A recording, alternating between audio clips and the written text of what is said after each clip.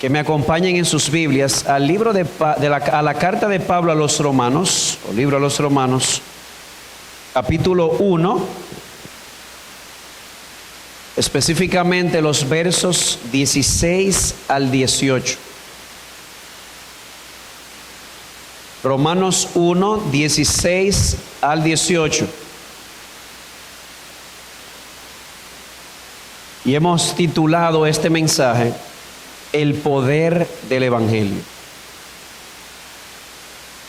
Dice así: porque no me avergüenzo del Evangelio, porque es poder de Dios para salvación a todo aquel que cree, al judío primeramente y también al griego. Porque en el Evangelio la justicia de Dios se revela por fe y para fe, como está escrito: mas el justo por la fe vivirá. Porque la ira de Dios se revela desde el cielo contra toda impiedad e injusticia de los hombres que detienen con injusticia la verdad. Vamos a orar nuevamente. Padre nuestro que estás en los cielos, la gloria, la honra y el honor sean solo para ti, porque tú mereces la gloria y solamente a ti pertenece. Gracias, oh Señor, por darnos este gran privilegio de estar aquí reunidos esta noche. Y como María nos sentamos a tus pies para recibir de ti. Por eso te rogamos, concédeme a mí, oh Señor, que al abrir mi boca yo pueda ser un fiel portavoz de lo que dice tu palabra escrita. Oh Señor, que no sean mis palabras, sino las tuyas, para que la fe de todo tu pueblo aquí reunido no se edifique sobre sabiduría humana, sino sobre el poder de tu palabra. Agrádate, oh Señor, en que tu Santo Espíritu tome la palabra predicada y selle nuestros corazones de tal manera que al salir de aquí salgamos, oh Señor, más parecidos a Jesús que como entramos. Concédenos también, oh Señor, que por el poder de tu evangelio predicado, veamos esta noche a más personas salir de aquí confesando con sus bocas y creyendo en sus corazones que Jesucristo es el Señor, para gloria tuya. Porque te lo rogamos en sus méritos. Amén. Bien, hace unos años tuve la oportunidad de hacerle un regalo a una persona necesitada. Fue muy extraña la experiencia. La persona era una persona de cierta edad y sus zapatos estaban muy deteriorados, pero muy deteriorados. Aparentemente la persona no había notado que sus zapatos estaban bien deteriorados, así que la experiencia fue extraña. Yo me acerqué a la persona, y también está bueno que me pase por no preguntar. Me acerqué a la persona con un par de zapatos y le dije: mire, hermano, eso le manda el Señor. La persona me miró mal. La persona me vio con ojos de sospecha y me dice: ¿y por qué? No entiendo. Era obvio, el hermano no estaba entendiendo el regalo porque no había entendido que necesitaba unos zapatos nuevos. Aparentemente el hermano no había caído en cuenta de que sus zapatos estaban bien deteriorados y que por lo tanto necesitaba zapatos nuevos. ¿Cuál es el punto? El punto que quiero resaltar es el siguiente: nunca entenderemos la gran salvación que Dios nos ofrece en Cristo hasta que no entendamos la gran necesidad que nosotros tenemos de ella. ¿Se puede repetir? Así como ese hermano no entendió el regalo porque no estaba consciente de su necesidad, de igual manera nadie, ni siquiera en este lugar, entenderá el regalo de la gran salvación que Dios nos ofrece en Cristo hasta que no esté convencido o haya entendido que necesita desesperadamente ser salvo. Y para mostrar eso vamos a exponer este texto que hemos leído en Romanos capítulo 1, y vamos a dividir el estudio de este texto en tres partes. Primero vamos a ver el problema, Luego vamos a ver la provisión de Dios. Y por último vamos a ver el requerimiento. Esto parece como el nombre de un partido. PPR. Problema, provisión, requerimiento. Y empecemos con el problema. Como decía hace un momento, que no vamos a entender que el regalo de la salvación que Dios nos ha dado hasta que no entendamos la gran necesidad o el gran problema que nosotros tenemos. Así que aquí viene la pregunta: ¿cuál es el problema nuestro? El verso 18 dice lo siguiente, leo de nuevo.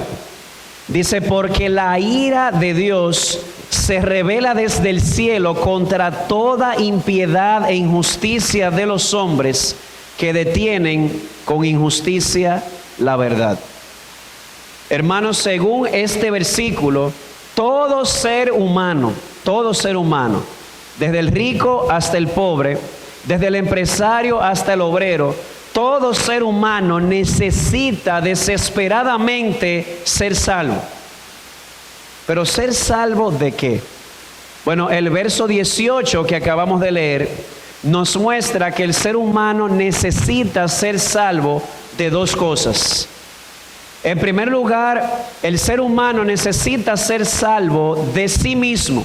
¿Alguna vez usted ha escuchado: Dios tiene que salvarte de ti mismo? Necesitamos desesperadamente que Dios nos salve de nuestra propia injusticia. Esa es la primera palabra clave. Y no solamente necesitamos que Dios nos salve de nuestra injusticia, también necesitamos que Dios nos salve de su ira. Leo de nuevo. Porque la ira de Dios se revela desde el cielo contra toda impiedad e injusticia de los hombres que restringen con injusticia la verdad. Así que ¿de qué necesitamos ser salvos desesperadamente? De nuestra injusticia y de la consecuente ira de Dios. Comencemos por lo primero. Necesitamos ser salvos ¿de qué? En primer lugar, de nuestra propia injusticia. 2 veces se usa la palabra en el verso 18. Voy a leer de nuevo. Porque la ira de Dios se revela desde el cielo contra toda impiedad e injusticia de los hombres que detienen con injusticia la verdad. 2 veces se menciona la palabra injusticia. Permisible. Sí. ¿Me oye? Sí. Entonces, 2 veces se menciona la justicia en el verso 18. Sí. Disculpe.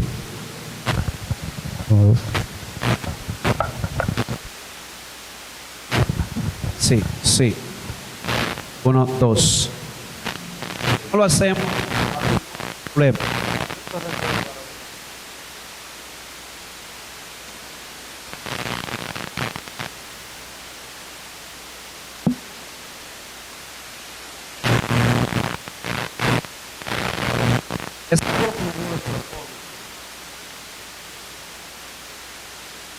Uno, 2. Dice el hermano, esté seguro.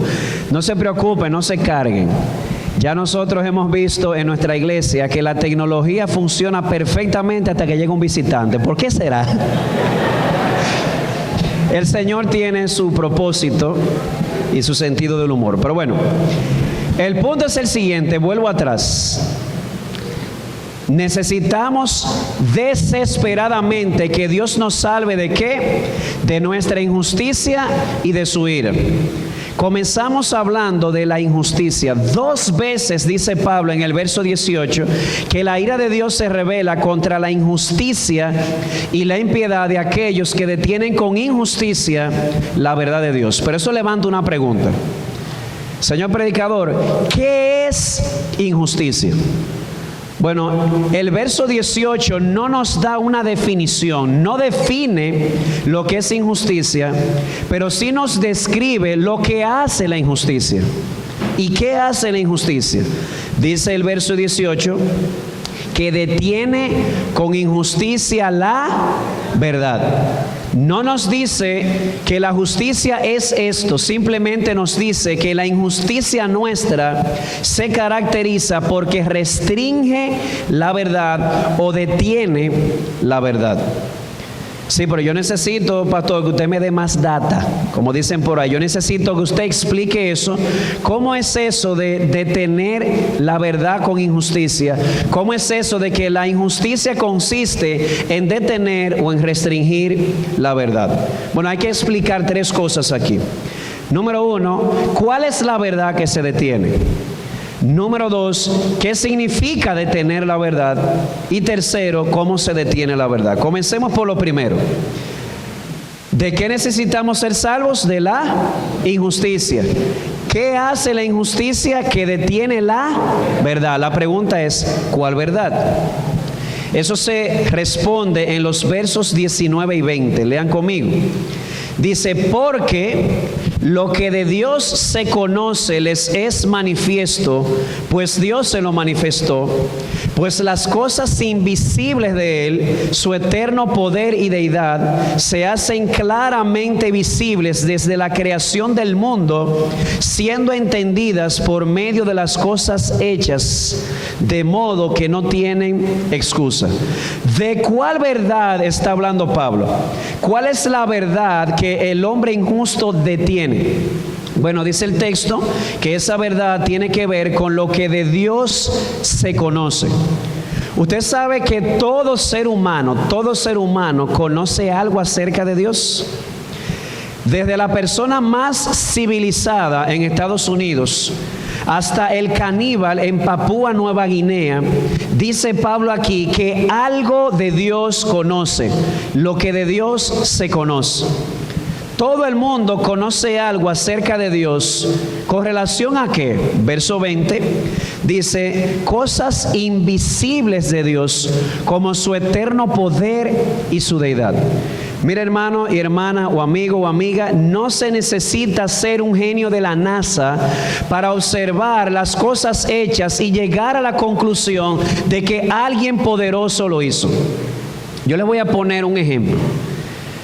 Nosotros sabemos lo que es un celular y sabemos cómo funciona. Si yo le digo a usted que mi celular fue el resultado de una explosión, usted se va a reír. De que la persona puso todas las piezas de un celular separadas dentro de una caja, prendió un fuego artificial o un montante, no sé cómo le llamarán aquí, lo entra ahí adentro, cierra la caja, ¡boom! Y cuando abren la caja sale el celular armado. Veo algunos que se están riendo. Pero ¿sabes qué? Eso es lo que el mundo enseña. Que cuando vemos la perfección de la creación, llegamos a la conclusión de que se hizo solo. Bueno, dentro de nosotros, muy dentro, aún el ateo más grande sabe que hay una huella de inteligencia detrás de la creación. Si yo puedo ver una huella de inteligencia en un teléfono celular, ¿cómo no puedo ver esa huella de inteligencia en un cuerpo humano? Oye esto. Miren lo que voy a hacer. ¿Qué yo hice? Bueno, yo inspiré, eso se llama, yo tomo oxígeno y yo expiré, es decir, expulsé dióxido de carbono. ¿Qué tiempo me tomó? 1 o 2 segundos. Yo les voy a decir lo que pasó en 2 segundos. El oxígeno que viene de las plantas y las algas entra a mi cuerpo por lo que le llamamos las vías aéreas superiores, la nariz, la faringe, baja por la tráquea, llega a los pulmones. En los pulmones hay unos saquitos que se llaman alvéolos, y de ahí el oxígeno tiene que ir a la sangre, porque la sangre lleva el oxígeno a todas las células del cuerpo. Pero aquí hay un problema serio. ¿El oxígeno qué es? ¿Un sólido, un líquido o un gas? Es un gas. Eso es un problema. No pueden entrar gases a la sangre. A usted le daría un paro cardíaco. Usted ha visto en las clínicas cómo las enfermeras toman la jeringa y le hacen así y le dan unos toquecitos para sacarle las burbujas de aire. No puede entrar oxígeno a la sangre. Entonces, ¿cómo entra el oxígeno a la sangre si es un gas? O en la sangre hay 4 átomos de hierro. dentro de lo que se llama la hemoglobina. Y esos 4 átomos de hierro oxidan el oxígeno para que el oxígeno pueda montarse ahí y ser llevado por la sangre a la célula. Así que es como que viene la hemoglobina y le dice: hey, chapa acá, ven, móntate ahí. Y tiene 4 átomos de hierro que oxidan el oxígeno y lo llevan a la célula. Cuando la sangre lleva el oxígeno a la célula, otra vez el oxígeno se convierte en gas. La célula lo utiliza y hace así, y bota un desperdicio que se llama dióxido de carbono, que dicho sea de paso, es también otro gas. Así que para entrar a la sangre, ¿qué hace el cuerpo? Que convierte el dióxido de carbono en ácido carbónico para que se pueda transportar. Y usted dirá: ¿y cómo un ácido puede pasar por la sangre sin dañar las arterias y las venas? La sangre tiene también bicarbonato que neutraliza ese ácido, lleva ese ácido carbónico al pulmón. Cuando pasa de la sangre al pulmón, ¡pum!, otra vez se convierte en gas. Y usted hace... espérese, pastor, usted me está diciendo que todo eso sucede en 2 segundos. Exactamente. Y yo le voy a hacer una pregunta a usted. ¿Usted me va a decir a mí que eso es producto de una explosión? No, hombre, no. ¿Qué pasa? Si usted puede ver huellas de inteligencia en un teléfono celular, en un vehículo, ¿me va a decir a mí, se va a decir a usted mismo que no puede ver las huellas de inteligencia en el diseño humano? Dice el texto que todo ser humano algo de Dios conoce, algo acerca de su infinito poder y su divinidad, simplemente viendo las cosas hechas, de modo que no tienen excusa. Así que algo de Dios le ha sido revelado a todo ser humano por medio de la creación. Y no solamente por medio de la creación, también por medio de la conciencia. Si usted lee conmigo aquí en Romanos capítulo 2, dice lo siguiente en los versos 14 y 15. Lea conmigo. Dice: porque cuando los gentiles que no tienen ley, en otras palabras, cuando los gentiles que no tienen Biblia, es otra forma de decirlo, ellos hacen por naturaleza lo que es de la ley, estos, aunque no tengan ley, son ley para sí mismos, mostrando la obra de la ley escrita en sus corazones, dando testimonio su conciencia, acusándoles o defendiéndoles en sus razonamientos. ¿Quién les da testimonio a ellos, aun aquellos que no tienen Biblia, de lo que está bien y lo que está mal? Dice el texto que Dios ha puesto una espía que se llama la conciencia. Todo ser humano, aquí, en China, en Haití, en Puerto Rico, en Estados Unidos, todo ser humano algo de Dios conoce. Lo que de Dios se conoce les es manifiesto, es evidente. ¿Por qué? Porque Dios lo hizo evidente a través de las cosas creadas y a través de la conciencia. Entonces, espérese un momento. Usted me está diciendo a mí que todo ser humano, por la creación y la conciencia, conoce algo acerca de la existencia, el poder y la divinidad de Dios. No yo, la Biblia lo dice. Usted lo está leyendo. Así que esa es la verdad de la cual Pablo habla. ¿Y qué hace la injusticia? La injusticia detiene esa verdad. Sí, pero usted tiene que explicarme a mí ahora qué significa eso que detiene la verdad. Porque el texto dice que la ira de Dios se revela contra la impiedad y la injusticia de los hombres que detienen injustamente la verdad. ¿Cuál verdad? La que acabamos de decir, la que todo ser humano conoce por la creación y la conciencia, y en el caso nuestro por la creación, la conciencia y la Biblia. Tenemos mucho conocimiento. Pues dice Pablo allí que la injusticia restringe esa verdad, la detiene. ¿Qué significa detener la verdad? ¿Alguna vez usted ha tratado de mantener una pelota de básquetbol debajo del agua? ¿Usted ha tratado de hacerlo? ¿Qué sucede? ¿Es posible mantenerla bajo el agua? No. De una manera u otra, la pelota va a salir. ¿Qué es detener la verdad de Dios? Tratar de mantener la verdad de Dios debajo del agua. Tratar de ahogarla. Hay una versión que dice de la Biblia que la injusticia trata de sofocar o ahogar esa verdad que se conoce. La verdad es evidente, es como la pelota de basquetbol, pero la injusticia humana trata de mantener esa pelota debajo del agua, o dicho de otra manera, trata de ahogar esa verdad que él o ella misma conoce o sabe dentro de sí. Yo tengo dos hijos, dos varones. A ellos les encantan o les gustan los perros. Imaginen por un momento que yo tengo un pastor alemán. Esto es una ilustración, no tengo perros, me gustaría. Imaginen por otro momento que yo voy a salir de la casa y les digo a mis hijos: miren, yo sé que ustedes quieren jugar con el perro, pero el perro está amarrado y la casa está limpia.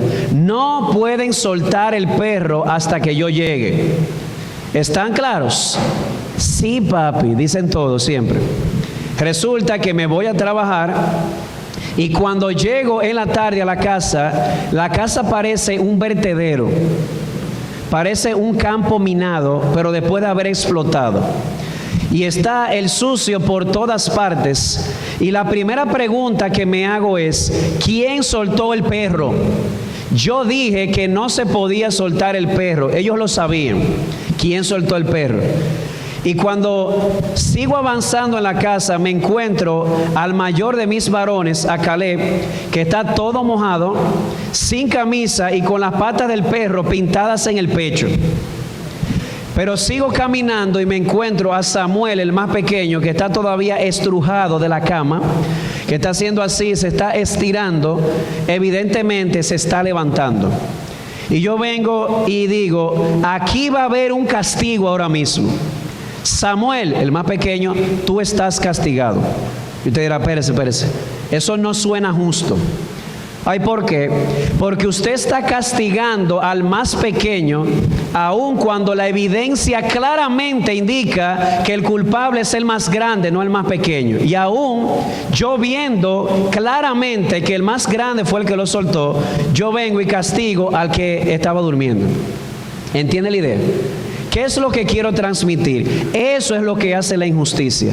Aun cuando la verdad es evidente, aun cuando la verdad es clara en la creación, en la conciencia y en la Biblia, ¿qué hacemos nosotros por naturaleza? En lugar de responder a esa verdad, ¿sabe lo que hacemos? La ahogamos, la sofocamos, aun cuando sabemos que esa verdad es evidente dentro de nosotros. Así que el primer elemento del cual necesitamos ser desesperadamente salvos es de nuestra propia injusticia. ¿Qué hace la injusticia? Que toma la verdad que Dios nos ha revelado a través de cualquier medio, y en lugar de obedecer a esa verdad, lo que hacemos es sofocar esa verdad, ahogar esa verdad, como la pelota cuando la queremos mantener abajo.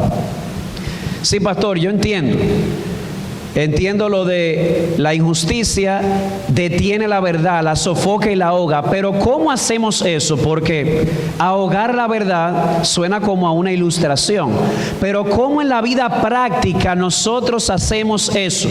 Y prepárese, que aquí todo vamos a llevar. Verso 23.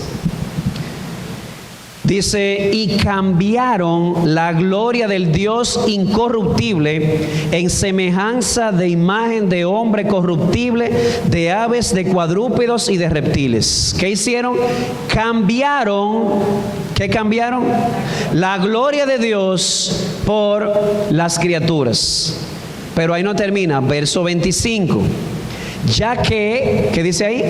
Cambiaron, van dos veces que sale la palabra. Cambiaron que la verdad de Dios por la mentira, honrando y dando culto a las criaturas antes que al Creador. Cambiaron la verdad por la mentira. Y uno más. Dice el verso 26, por eso Dios los entregó a pasiones vergonzosas, pues aún sus mujeres cambiaron el uso natural por el que es contra la naturaleza. ¿Cuál es la palabra que se repite 3 veces ahí? Cambiaron. ¿Qué es la injusticia? La injusticia no se define, pero se nos dice lo que hace. Toma la verdad acerca de Dios que Él nos ha revelado claramente en la creación, en la conciencia, en la Biblia, y en lugar de obedecerla, la sofocamos y la ahogamos. ¿Pero cómo? Cambiándola o prefiriendo la mentira antes que la verdad. Sí, pero ¿cómo se cambia la verdad por la mentira? Vamos a usar ejemplos extremos. Recientemente estuve dándole consejería a un joven que no es creyente. Por la gracia del Señor, tenemos personas no creyentes que van a buscar consejo, una oportunidad para predicarle el Evangelio. Él está luchando seriamente con una profunda depresión. Y cuando vamos indagando, la persona, por una serie de experiencias pasadas, se ve a sí mismo como si fuese una basura. Yo soy una basura, yo no sirvo, yo no tengo futuro. Y yo le pregunto, ¿pero quién te dice eso? ¿Tu corazón? Pues yo te tengo una noticia. Engañoso es el corazón más que todas las cosas y perverso. ¿Tú le vas a hacer caso a tu corazón? No, porque en la universidad me dicen, la universidad, ¿de cuándo a dónde el mundo tiene la última palabra? No, porque el pecado, ¿y de cuándo a dónde el pecado tiene la última palabra? Tú no eres ni quien te dice tu corazón, ni quien te dice el mundo, ni quien te dice el diablo. Tú eres quien Dios dice que tú eres. Esa es la verdad. Dios dice esto, el diablo, el mundo y tu corazón te dice esto. Lo que Dios te dice es lo que el diablo te dice es ¿a quién tú le vas a creer? Sí, nosotros decimos a Dios, pero en la práctica, ¿qué hacemos constantemente? De manera injusta, preferimos escuchar la mentira. ¿Lo ven? O vamos a algo más aterrizado. Te dirá, yo no he tenido depresión, gloria a Dios, y espero que no la tenga. Un problema matrimonial, como hoy. Hoy recibo una llamada, pastor, estoy desesperada, me dice una hermana. Mi esposo me está faltando el respeto, así y así. Muy bien. Mientras yo trabajo con tu esposo, o puedo hablar con él, ¿qué debes hacer tú? Y le cito Primera de Pedro porque le pregunto, ¿y qué tú estás haciendo? Bueno, a ella le falta el respeto, le sube la voz, lo irrespeta ante sus hijos, lo irrespeta ante todo el mundo. Y yo le digo, aquí hay un problema. Yo no estoy diciendo que él está haciendo lo correcto. Tienes razón, te está faltando el respeto. Ahora la pregunta tuya es hacia mí, ¿qué tú debes hacer en esta circunstancia? Mira lo que dice Primera de Pedro 3, le digo yo a ella. Dice, y las casadas que tienen maridos que están siendo desobedientes a la palabra, ¿cómo deben de proceder? Oye eso, si el marido está siendo desobediente, le digo yo a ella, oye lo que debes hacer. Para ganarlo, no para ti, sino para Dios, debes mostrar una conducta casta y respetuosa. Que dice Pedro, que viene de un espíritu que está quieto y sereno. Si tú no estás quieta y serena, si la ansiedad y el miedo te gobiernan, vas a terminar faltándole respeto. Pero ese espíritu quieto y sereno, dice Pedro, ¿de dónde viene? Dice de poner la esperanza en Dios, como hicieron esas santas mujeres. Tú debes quitar tu mirada de Él y ponerla en Dios. No es esperar en Él, es esperar en Dios. Y esa esperanza en Dios va a calmar tu corazón. Y un corazón calmado, ¿qué va a producir? Una respuesta calmada. Ella dice, y es fácil, como que no, para que Él se me monte encima. Yo le dije, no te preocupes, que Cristo lo desmonta. Tú piensas que debes hacer esto, pero Dios dice que tú debes hacer esto. Lo que Dios dice es la verdad, lo que tú piensas es la mentira. Y aquí viene la pregunta, en tu corazón, ¿a quién le vas a creer? La injusticia comienza cuando cambiamos la verdad de Dios porque preferimos la mentira. ¿Se da cuenta? Eso se da en todos los ámbitos. Y ahora yo creo que es apropiado también mencionarlo. Hay perdón para todo pecado, pero ahora está muy en boga el tema de la homosexualidad. En el colegio, un joven se me acerca y me dice: profesor, necesito ayuda. Ajá, ¿qué tú necesitas? Y le doy gracias a Dios que tuvo la transparencia y la claridad de decirme: yo me siento atraído hacia personas del mismo sexo. Y lo primero que hice fue decirle: qué bueno que tú has tenido la sinceridad y la valentía de hablar y venir a buscar ayuda, porque hay ayuda en la palabra de Dios. Y empiezo a decirle: ok, ¿quién dices tú que tú eres? ¿Quién dice el mundo que tú eres? ¿Quién dice el diablo que tú eres? Ah, no, es que yo siento, yo pienso. Ok, eso dices tú, eso piensas tú, eso te insiste el diablo, eso te dice el mundo, te dice tu corazón, pero esto es lo que Dios dice.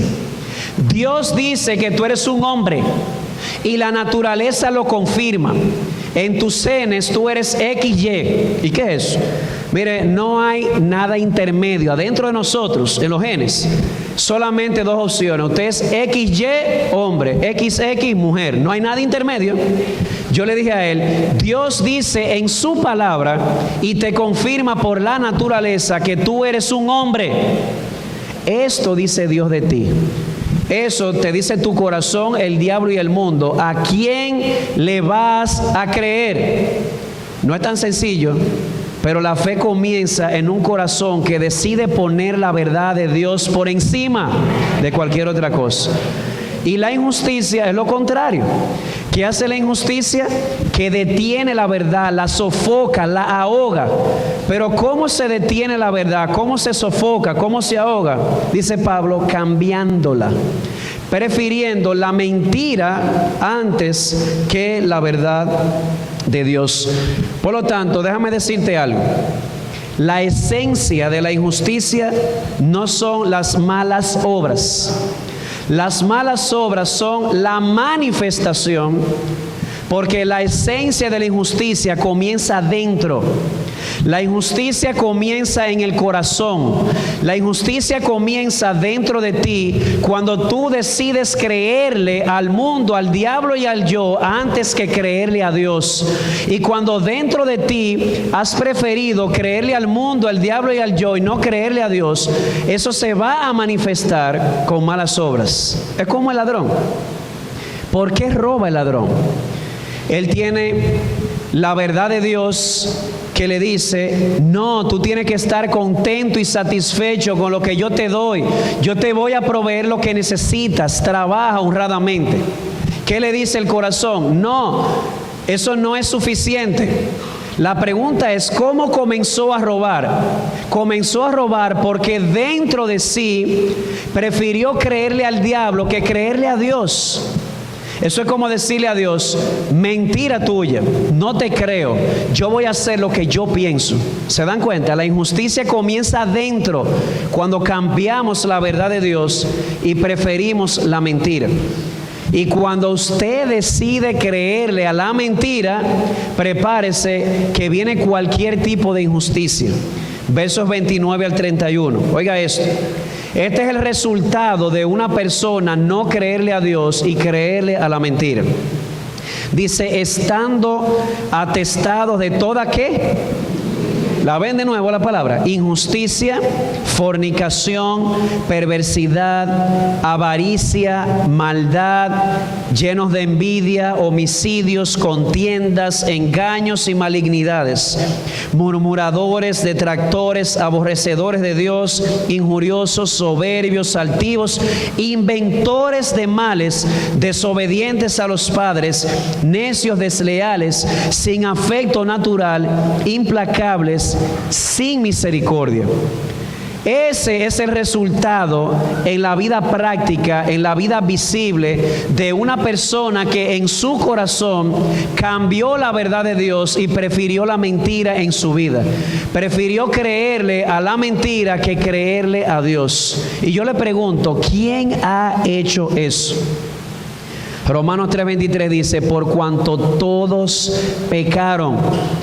En otras palabras, el cambiar la verdad de Dios por la mentira, lo he hecho yo y tú también. Vamos a ser sinceros. Todos nosotros, en algún momento dentro del corazón, cambiamos la verdad de Dios, preferimos la mentira y eso se manifiesta en malas obras. Señor predicador, dígame, yo le tengo una pregunta. Ajá, ¿cuál? ¿Y cómo reacciona Dios cuando nosotros cambiamos la verdad de Dios por la mentira? Yo le pregunto, si usted es padre y usted tiene un hijo y usted le dice con la intención de padre de hacerle el bien, mi hijo, no hagas aquello, haz esto porque esto te beneficia, ¿cómo usted se siente cuando él le dice, no te creo? Piénselo usted como padre. Yo no sé usted, pero no es solamente tristeza, es que hay veces que yo quisiera agarrar a uno de mis estudiantes, de mis hijos, y de tirarlo de la tercera planta. Es una ilustración, ¿eh? La idea es la siguiente: no nos sentimos bien cuando una persona que dice amarnos, que dice creer en nosotros, me dice no te creo, yo prefiero hacer lo que yo pienso. La pregunta es, ¿cómo responde Dios? Dice el verso 18, porque la ira de Dios se revela desde el cielo contra toda impiedad e injusticia. ¿Cómo reacciona Dios ante un corazón injusto que prefiere la mentira antes que la verdad? ¿Cómo responde Él? Con ira. Pastor, te va a tener que explicarme eso a mí. ¿Ay, por qué? Porque eso de ira no se oye bien. Bueno, antes de explicarlo, fíjate que la Biblia lo dice. La ira de Dios. Ahora bien, ¿qué es la ira de Dios? A veces tropezamos con el concepto porque cuando usted piensa en una persona irada, ¿en qué usted piensa? Es una persona que está fuera de sí, voceando mala palabra, tirando sillas para arriba, repartiendo golpes. Si esa es la idea que usted tiene en su mente de ira, con razón no entiende esto. Porque eso no es ira, eso es ira pecaminosa. Pero la Biblia enseña en sí misma no es mala. Lo que es malo es la ira pecaminosa. ¿Qué dice Pablo en Efesios 4? Airaos, pero no pequéis. ¿Por qué la ira en sí misma no es pecado? Ahora puede controlarnos y convertirse en pecaminosa. Porque según el verso 18, la ira es una reacción justa cuando se hace lo injusto. ¿Contra qué se aira Dios? Contra la injusticia. Oye, es que Dios tiene que airarse. ¿Por qué Dios tiene que airarse contra la injusticia? Porque Él es justo. Si Dios no se aira, si Dios no se indigna cuando ve la injusticia, ¿qué significa eso? ¿Que no es justo? Tiene que airarse contra la injusticia porque Él ama la justicia. Eso es como el aborto. Dios ama a los niños, por lo tanto se aira con el aborto. Eso se cae de la mata, como dicen por ahí. Porque Dios ama la verdad, Él se aira contra la mentira. Porque Dios ama la justicia, tiene que airarse contra la injusticia. Porque Dios ama a los niños, tiene que aborrecer, tiene que odiar con todo su corazón y airarse contra el aborto, porque es un asesinato. El punto es, cuando Dios ve la injusticia, ¿qué se mueve en Él? ¿Qué se levanta? Ira. ¿Qué es ira? Según el texto, es la reacción judicial de un Dios justo cuando ve lo injusto. Si usted ve lo injusto y usted no siente ira, usted o está muerto o es insensible. Voy a decir algo y espero no ofender a nadie, porque hay que tomar elementos del contexto en el que vivimos.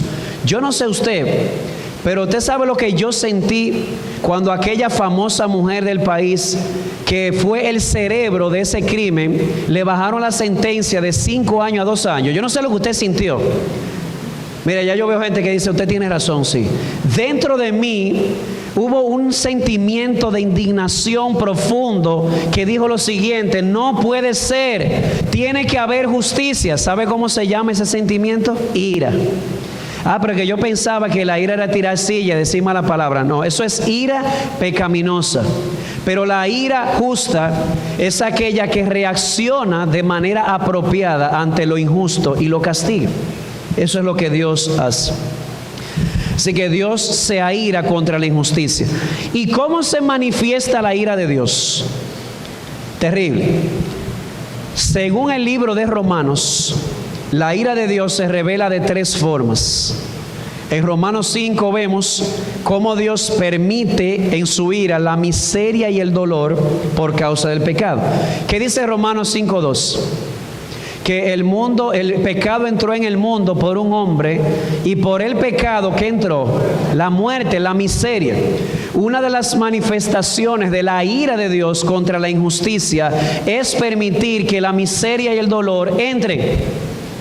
Pero eso no es la única manera. En Romanos capítulo 2, de lo cual hablaremos mañana, si el Señor lo permite, la ira de Dios se revela de manera clímax o cumbre cuando Él en el día del juicio envíe a una persona al infierno. La más grande manifestación de la ira de Dios es el infierno. Mire conmigo en el capítulo 2, específicamente los versículos 8 y 9. Dice: pero ira y enojo a los que son contenciosos y no obedecen a la verdad, sino que obedecen a la... ¿Qué le dará Dios en el día de la ira? De eso está hablando, en el día del juicio, a aquellos que obedecen a la injusticia, ira y enojo. Y dice el verso 9: tribulación y angustia sobre todo ser humano que hace lo malo, el judío primeramente y también al griego. En otras palabras, que la más grande manifestación de la ira de Dios se verá en aquel día cuando Jesús regrese, porque Él va a regresar y derrame su ira sobre todos aquellos que prefirieron la injusticia que la verdad del Evangelio. Dice aquí. Pero hay otra manifestación, no sé si la habías considerado, que es la que Pablo menciona en Romanos 1. Y es cuando Dios decide dejar a la persona hundirse en su mismo pecado. Espérese que no entendí. Cuando Dios ve la injusticia, es decir, cuando Él ve que cambiamos la verdad de Él y preferimos la mentira, ¿qué produce eso en Dios? Ira. Y esa ira no solo se manifiesta permitiendo miseria y dolor, no solamente se manifiesta en el juicio final enviando a una persona al infierno. Según este texto, la ira de Dios también se revela de una manera muy sombría, y es cuando Dios dice: ¿eso es lo que tú quieres? Pues bien, te suelto. Mira, hermano y amigo, una de las peores manifestaciones de la ira de Dios es cuando Dios decide soltarte para que te hundas en la injusticia que tú mismo has escogido. Pastor, ¿y dónde dice eso? En el texto. Lo dice 3 veces. Verso 24. Dice: por lo cual también Dios los entregó a la inmundicia en las concupiscencias de ¿qué? De sus corazones. Oigan eso. La ira de Dios se manifiesta, Dios diciendo: entonces, ¿qué es lo que tú quieres? ¿Andar en el mal deseo, en la lujuria de tu corazón? Sí, pues bueno, ahí te dejo. Verso 26. Por esto Dios los entregó ¿a qué? A pasiones vergonzosas. Y luego en el verso 28 repite el concepto: y como ellos no aprobaron tener en cuenta a Dios, Dios los entregó ¿a qué? A una mente reprobada. Oigan esto: cuando la persona decide decirle no, aquí está la verdad de Dios, aquí está la mentira. Y cuando de manera constante y reiterativa la persona dice: no me interesa la verdad, me interesa la mentira. Y Dios llamando una y otra vez: mira la verdad. Y el pecador dice: no me interesa la verdad, yo quiero vivir en mi mentira. Llegará un momento en que Dios te entregará a la dureza de tu corazón y te dirá: ¿eso es lo que tú quieres? Pues bien, te suelto. Solamente hay dos tipos de personas, decía un escritor llamado C.S. Lewis. Aquellas personas que al oír la verdad de Dios dicen, sí Señor, que se haga en mí tu voluntad. Y aquellas que le dicen, no Señor, no me interesa, y Dios les dirá, ok, que se haga tu voluntad. Y las entrega a la lujuria de sus corazones, la entrega a sus propios pensamientos depravados. Pero aquí viene el punto. ¿A usted alguna vez le ha tocado la mala experiencia de aconsejar a una persona que no quiso seguir el buen consejo? ¿Le ha tocado? Y usted le dice, pero mira, que esto no te conviene, ¿qué es esto? Pero yo quiero esto, pero mira, una y otra vez, esto es lo que te conviene, pero no, yo quiero esto, ¿qué hace usted? Bueno, pues dale para allá. Y cuando la persona sigue su propio consejo y no el consejo de la verdad, ¿en qué termina eso? Allá decimos en Santiago, se va de boca. Ese es el problema. ¿Qué pasa si Dios decide soltarte a tu propio deseo pecaminoso y no te rescata con la verdad? Definitivamente, dice el texto, los entregó a pasiones vergonzosas. ¿Sábelo cómo dice otra versión? La Biblia de las Américas dice a pasiones degradantes. ¿Sabe lo que es una pasión degradante? Una pasión, un deseo que termina destruyendo a la persona. Oye esto, cuando Dios te dice, esta es la verdad, no escojas la mentira. Dios no lo hace porque es caprichoso. Dios lo hace porque la mentira que tú amas te va a destruir. Dios te ama demasiado. Y cuando tú decides una y otra vez la mentira, y Dios decide, bueno, en su ira, dejarte que sigas tu propio camino, este es el problema, lo que no estás viendo. Tu propio camino te va a destruir. Lo que te conviene es la verdad de Dios. Pero cuando decides la mentira y Dios te entrega la maldad de tu corazón, oye esto, pasiones degradantes, pasiones vergonzosas que lleva al mundo, lleva a la persona a hacer cosas vergonzosas, cosas como hombres con hombres y mujeres con mujeres, dice el texto, no estoy forzando, y lo hacen cambiando el uso natural por el que es contra la naturaleza, que providencialmente es un problema que tenemos hoy y está bien fuerte. Pero con mis hijos no te metas, dicen por ahí. Ahora bien, aquí viene la pregunta. Pastor, yo me siento mal ahora. ¿Cómo así? Está fuerte lo que usted ha dicho. Necesitamos desesperadamente ser salvos ¿de qué? De nuestra propia injusticia. ¿Qué hace la injusticia? Que cambia la verdad. Pero esa injusticia, ¿qué produce en Dios? La ira. Necesitamos desesperadamente ser salvos de nuestra propia injusticia y de la ira de Dios. ¿Tú crees que es ligero lo que estoy diciendo? ¿Puedes imaginarte el poder de Dios? Imagínalo por un momento, que puede crear estrellas con una simple palabra. Ahora imagina todo el poder de ese Dios en contra tuya. No sé si estás entendiendo.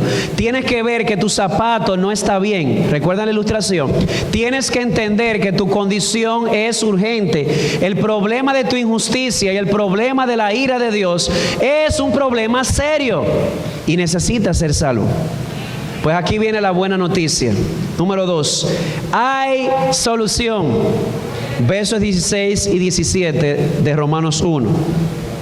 Porque no me avergüenzo del Evangelio, porque es poder de Dios para salvación a todo aquel que cree, al judío primeramente y también al griego. Porque en el Evangelio la justicia de Dios se revela por fe y para fe, como está escrito, mas el justo por la fe vivirá. ¿Hay solución para el problema de la injusticia y de la ira de Dios? Sí. ¿La solución está dónde? En el Evangelio. ¿Lo puede repetir conmigo? En el Evangelio. Señor predicador, ¿y qué es el Evangelio? Dice aquí, no me avergüenzo del Evangelio. La palabra Evangelio significa buena noticia. Eu en griego significa bueno, agradable. Ángelo significa mensaje. Una buena noticia. Pues te tengo la mejor noticia de todo el universo esta noche. Hay salvación de la injusticia y de la ira. Y esa salvación se revela en el Evangelio. Pregunta, ¿y por qué? ¿Por qué hay solución en el Evangelio para el problema de la injusticia y de la ira? Oh, porque el Evangelio es poderoso. Dice el verso 16, no me avergüenzo del Evangelio porque es que poder de Dios. El poder salvador de Dios no obra a través de la filosofía, no obra a través de la sociología, no obra a través de la psicología, de la psiquiatría. El poder salvador de Dios solamente obra a través de la buena noticia del Evangelio de Jesucristo. ¿Tú quieres que la gente se salve de su injusticia y de la ira de Dios? Sí, predícale el Evangelio. Yo no estoy diciendo que la filosofía es mala necesariamente, o la psicología, o la sociología. Yo estoy diciendo que el poder que salva del pecado y de la ira de Dios no está ahí, está en el Evangelio. Señor predicador, pero es que el Evangelio para muchos es tropiezo y para otros es locura. Sí, pero para los que son salvos, el Evangelio es poder de Dios y sabiduría de Dios. Y tú lo puedes decir. Por el poder del Evangelio, aquí hay personas que eran idólatras y ahora adoran al Dios verdadero. Por el poder del Evangelio, aquí hay personas que eran adúlteros y hoy son fieles a sus esposas. Por el poder del Evangelio, aquí había personas que amaban hablar mentira y ahora aman la verdad en lo íntimo como Dios. ¿Qué los transformó? No fue la filosofía, fue la verdad del Evangelio de Jesucristo. Así que el Evangelio es poderoso para salvar ¿de qué? De la injusticia humana y de la ira de Dios. ¿Y por qué? ¿Por qué el Evangelio es poderoso para salvar? ¿Dónde está el secreto? El secreto está en el verso 17. Dice, porque en el Evangelio se revela ¿qué? ¿Qué se revela? Debe si estoy entendiendo. ¿Cuál es el primer problema del ser humano? La injusticia. ¿Cuál es el remedio que revela el Evangelio? Aquí está usted y dice, yo no tengo méritos para ir al cielo. Yo no tengo méritos para ser salvo. Yo soy injusto. Sí, qué bueno que lo ves, pero te tengo la buena noticia. La justicia que tú no tienes se revela en el Evangelio. Esa es la buena noticia.